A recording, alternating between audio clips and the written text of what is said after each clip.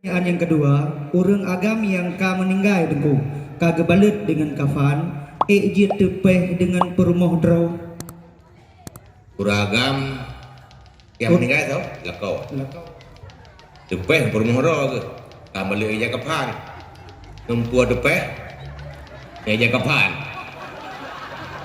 Anak dapat tanya sebab pertanyaan kau.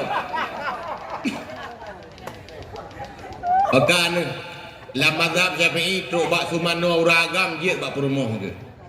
Perumoh je ke semana uragam walaupun kan gaknyan yang lebih aula naurul lain. Tapi juga nyo cerita je si kampung kapan, tepeh dengan kapan karena yang dia ke batu semayang bila tepeh urineng ngan uragam ngan kulit. Maka pekan mesti ngan kulit. Karena bak kulitnya na kekuatan sebab inan na rasa na indra perasa.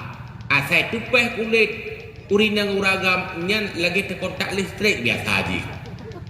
Maka batu ia semang. Maka tupeh ngan oh hendak masalah. Betul untuk semayang negusu oleh perumohon. Oh kena. Tapi dipastikan baik botak perumoh. Nyan hana batu ia semayang lakau dan perumoh pakan yang kena oh atau lakau nu boneng negiti tiga. Negiti kau.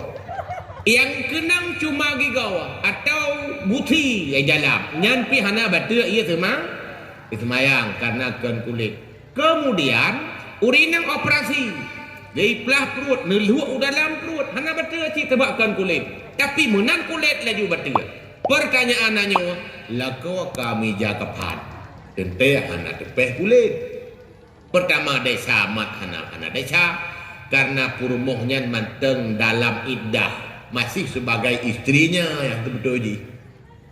Ti meningti kabeh iddah baru betuhnya. Manteng dalam iddah manteng sebagai perumoh tu dak gemat hana desa ke bati semayang hana lantaran melapi. Dan tekedi pi gemat hana melapi. Perumoh na ia semayang yang bati sawa. Perumoh manyet hana bati ali. Mungkin manyet bati semayang. Lihat payah tayu bodoh yang tu semayang longanya. Hari temli kau karena manyet menan bati kabutuh taklif hana le mukal. Hana le mukal lah. Beban syariat kabeh bawanya. Maka agaknya hana bati. Dah itu biar kita je hana bati le kau ya. Kau mudah-mudahan terjawablah sudah pertanyaan yang kedua. Wallahu a'lam. Kemudian, Mita Rasiki